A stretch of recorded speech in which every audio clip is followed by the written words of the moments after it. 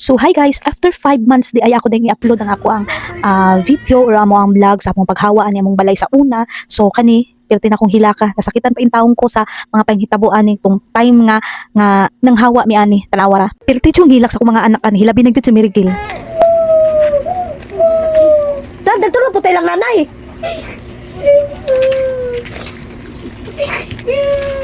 Sino?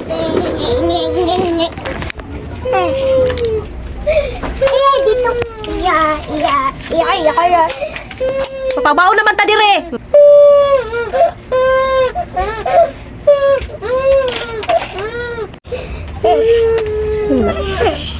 Hawa na ta dire. Say bye-bye sa to balay. Bye-bye.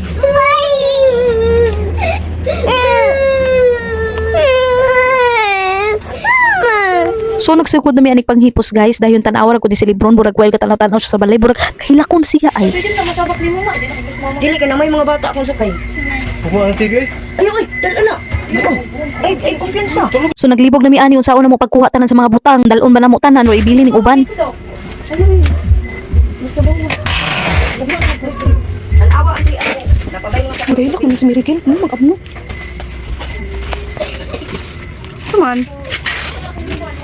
Magbuhat na tagwapo na balay. Nasa ibabay na.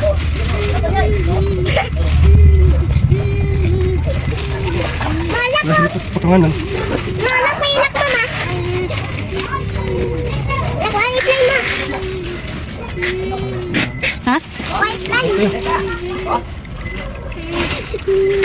Hihilak si Mary Kill. Anong hilak man daw kakay? Ha? Unsa? Ha? Unsa? Mingaon ka? Hindi naman mumot mo tagwapo na balay. Ha?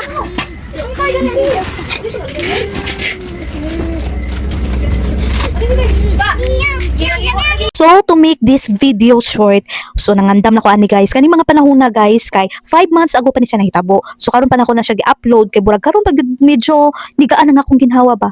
Medyo makaingon ko sa akong kagalingon na okay na ko, wala na ko nasakitan sa nahitabo nga pagkahawa na mo dadto ug akong gidesisyon sa ako ang self na kung unsa man tong mga nahitabo sa kuha 5 months ago, kung unsa man tong nahitabo sa kuha last year, kung unsa man tong mga kasakit na akong na feel 5 months ago nga among pagkahawa or last year nga mga panghitabo sa akong kinabuhi nga murag sakit jud kayo sa dughan nga murag mo siya hinungdan nga na stress ko nga nakahatag siya sakit sa kuha. Kato siya tanan guys, gibili na nako tanan sa ako ang past, di ko ganahan nga na nako karon sa ko ang bagong pamuyo is magpadayon gyapon to siya daladalag bugat sa ko ang kasing-kasing kay burag feeling nako siya mo'y nagdalag babag sa amo ang pamuyo, babag sa akong kinabuhi kay na ako'y ginadumta na ay sakit gyapon sa akong dughan na ginadaladala. So gusto nako guys mahawa ang tanan, mawala ang tanan, ipasaylo ang tanan, mga ipasaylo ang tanan. So kaya gibuhat nako ni siya nga video kay gusto nako na walaon na nako siya tanan sa ko ang kasing-kasing.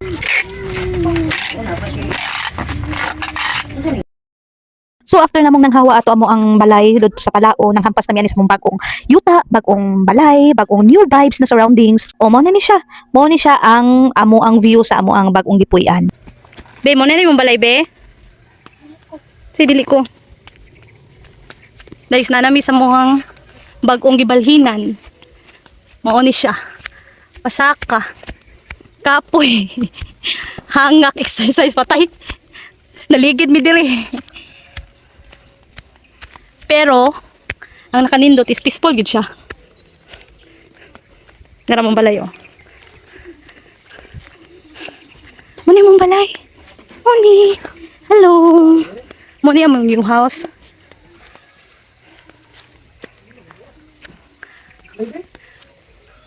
Muni mong new house, guys. Be, de gusto na ka diri puyo, be. Ha? So, kay wala man may Wi-Fi dire. Muna daos papa. Wala man may Wi-Fi dire. Nagamit sa mi ani. Power bank plus router. Para na ami signal. Igo ba among butang ani? Gamay siya guys. Gamay lang siya. Napalit ra na mo ni siya. Og 25k. Nahangyo na mo siya. 30k manuntaan siya. Nahangyo na mo siya. Kay ang 5,000 pang CR daw na mo. Ano, kalot na yung CR. Kalot na CR. Muna among kusina. Ha? Wala. Balhin ako. Mana guys.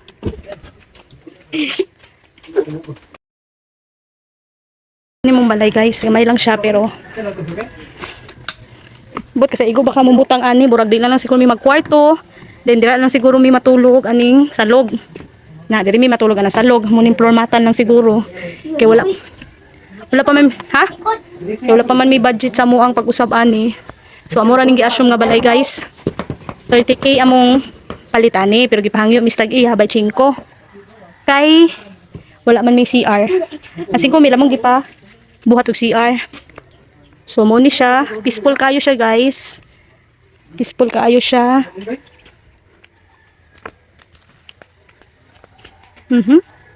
Mao na siya. Unta po no. Unta po dahil magudatong nami sa muang karaan na balay guys, na bisag gamay to siya. Naagyo to siya duha ka kwarto. Palas kong anak, dalaga, kani. Wala jud murag magsugod sa jud tani sa uno no. Nga di pa punta pwede ani makabuhat dayon og nindot na balay, makakuan, makakwarto kay lapitos pa. Kalit-kalit mo ko di amo ang paghawa. Ang problema lang jud nako ani, sa una ko ni pagbutang ako mabutang daghan ra ba kay to? Oo, so ang buhaton na lang naman itantangon na mo ning Katri nga nakabutang daan diri para murag dili siya guot no. Para mga tulog na lang mi diri sa kuan, sa log. Nakikadula diri. Isa? Ha? Salam. Isa rin mong kadula. Sige lang. Managhan naman po niya itong silingan diri po ko. Managhan ra. Lagi ka brago. Sige ko og. Brago. Ano din mag-vlogger ko? Mama, dato ka na to balay. Dato ni. Wow. Dato daw mi guys. Dato daw mi. Among. Saan mo na mo ni paghugas na tumpag maning kuan. Tumpag among hugasanan oh. Kaya ra ni fights. Tore retouch. Retouch na to gamay. Unsa ni siya unsa? Ha? Sana all, swimming pool daw ni. Sana? So tanawa ra gud while naghampas mi og nanlimpyo mi sa amo ang balay na bag-ong puy-an ay soswa na nakita tawo ni si Dundunog saging isa gyud ka pungpong libre ng snack na mo ani tawara di ba.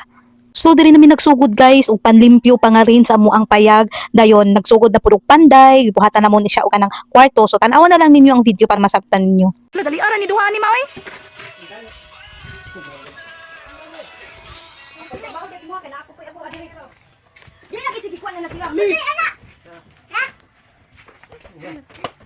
Niya ang kakatawanan kay kani ako ang bunso nagapil-apilog hakot og halublak wa gyud taon bugat tagikan sa ubos paingon sa taas. Apa kagikan?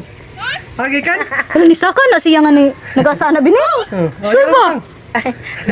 Oy. Ako be? Nailibor ka be, sa likod. Hala. Strong ka? Strong? Strong ka?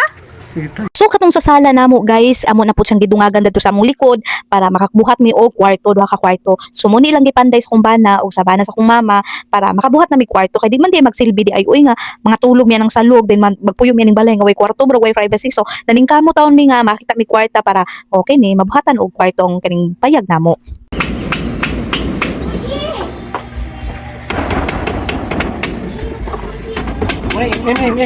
Amata.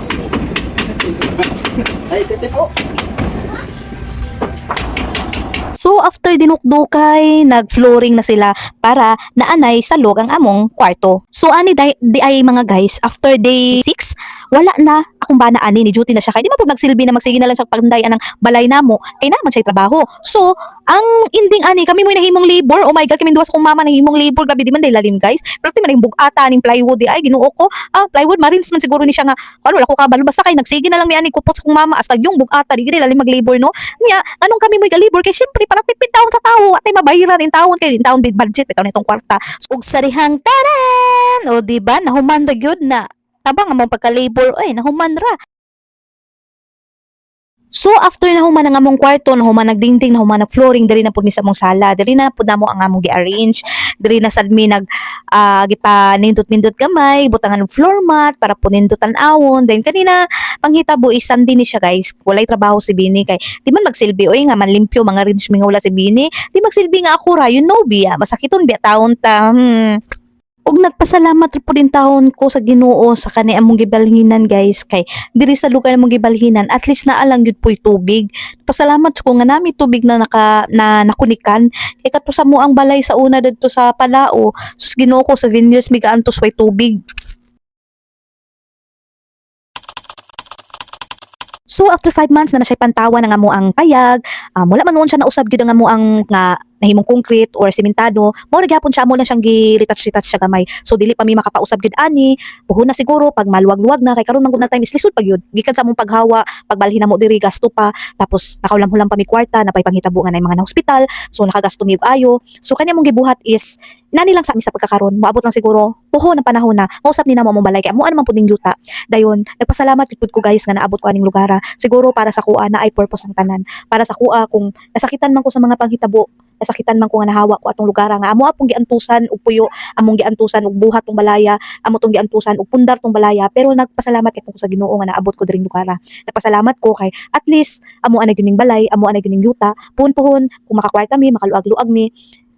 Makaingon gid ko nga dili siya sayang, dili siya effortless. I mean, dili siya waste kung imo siyang budgetan nimo siya kwarta para mausab ni. Ug nagpasalamat gid ko nga naabot ko aning lugar, ug gusto ko unta nga mupadayon sa mo ang panginabuhi, mupadayon ang ako ang kinabuhi nga wa na untay pagdumot, wa nay sakit sa dughan, wa nay bugat sa dughan. Kay ingon pa nila, kung nais mong makarating sa bagong bukas, bitawan mo ang kahapon na paulit-ulit kang binabalikan. Ang puso magaan ay gabay sa payapang buhay. Kumbaga, you can move forward kung bitbit mo pa rin ang bigat ng nakaraan. Learn to let go. Peace of mind is the real glow up.